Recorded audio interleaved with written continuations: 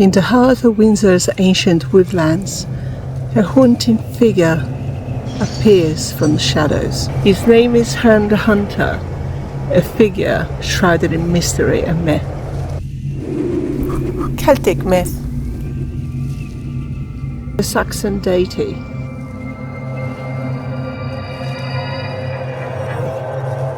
Historical person. Was he a keeper of the forest?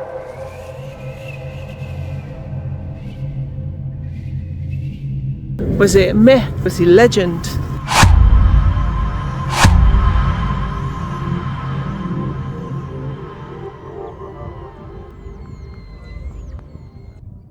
What is the myth of Herne the Hunter? Herne the Hunter is the phantom hunter who haunts Windsor Great Park, and this is where we are now.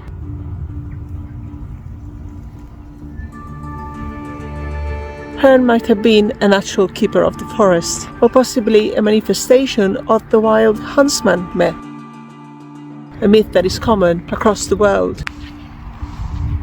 Herne is said to ride here around Windsor Great Park, and especially during storms. He wears horns, rattle chains, he blasts trees and cattle, and occasionally he appears to mortals. Here in Windsor Great Park, beyond the doors of Frogmore Estate, is where Herne the Hunter's oak used to be. The oak was blown down in the 1800s and replaced with a new one. This was also removed when a new avenue of trees was replanted.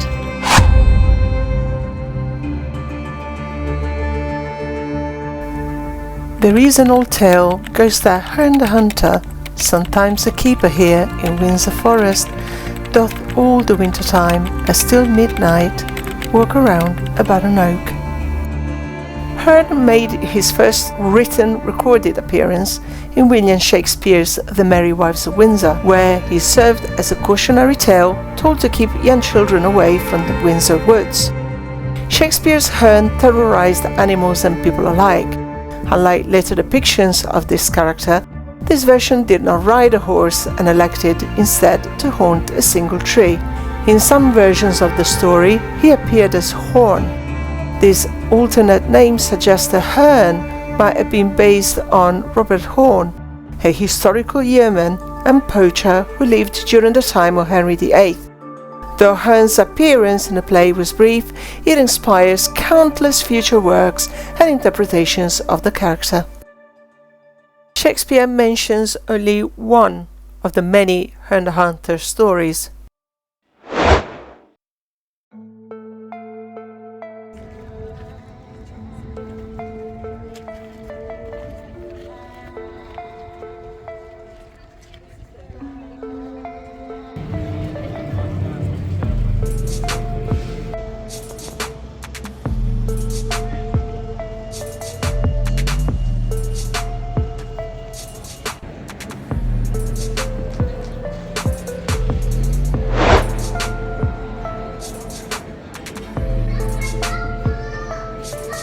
We are here for a very important piece. Let me see if we can find it.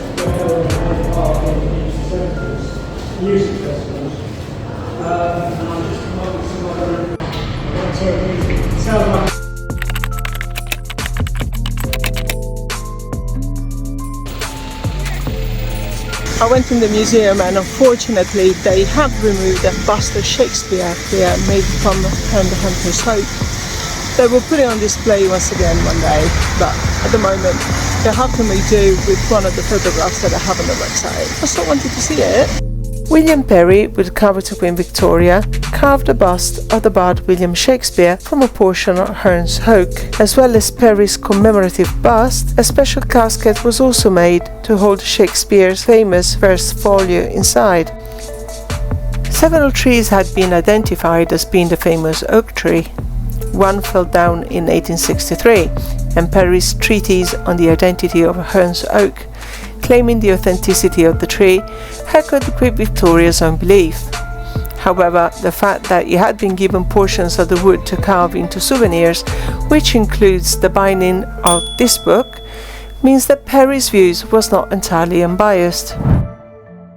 A photograph of the tree shortly before its fall is inserted into the front board of this card wooden binding. Perry presented this book to Edward VII as a gift when he was Prince of Wales, and it was stored in the Prince's Library at Sandringham House.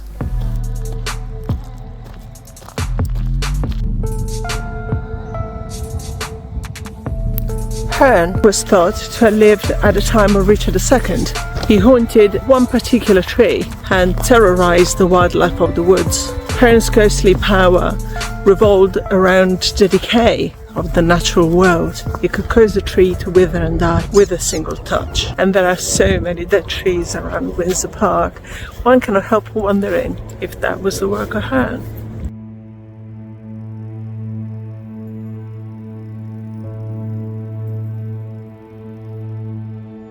And he had power to bewitch cattle to produce blood and not milk. Windsor Park is very famous for its ents.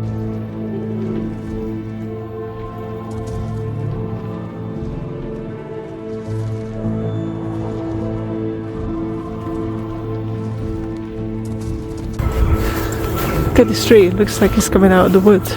It is my favourite tree in Windsor Park. It's like it's alive, trying to get out of the forest. It's got legs under there, by the way, which appear during the winter. And if you like this video, please just give us a thumbs up. That will allow the video to spread, and it will help this channel so much. Thank you.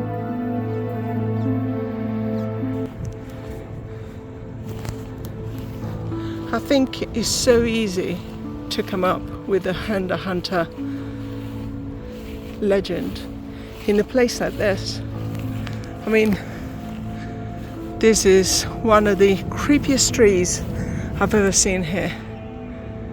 And when it's bare and it doesn't have any leaves, it looks even more scary. Like some body writhing in pain.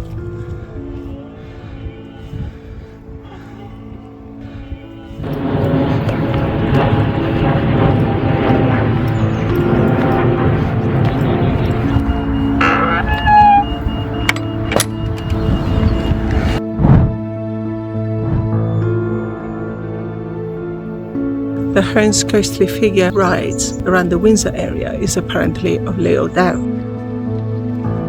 Windsor people will tell you that at dawn at dusk they can hear the deer calling Herne's name, and with a little bit of imagination, that sucks, and with a little bit of imagination, you can.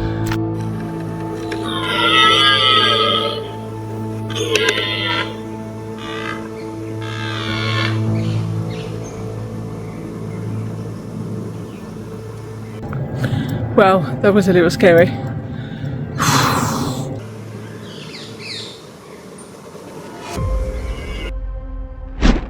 I really have no wish to be chased around by a horny stag. Not horned, horny. Today, Herne the Hunter lives into the heart and minds of those who continue to tell the story. His legacy is woven into the fabric of British folklore, the symbol of connection between humanity and the natural world.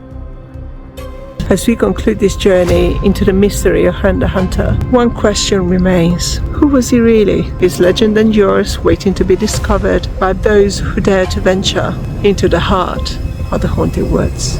Thanks for watching. Bye!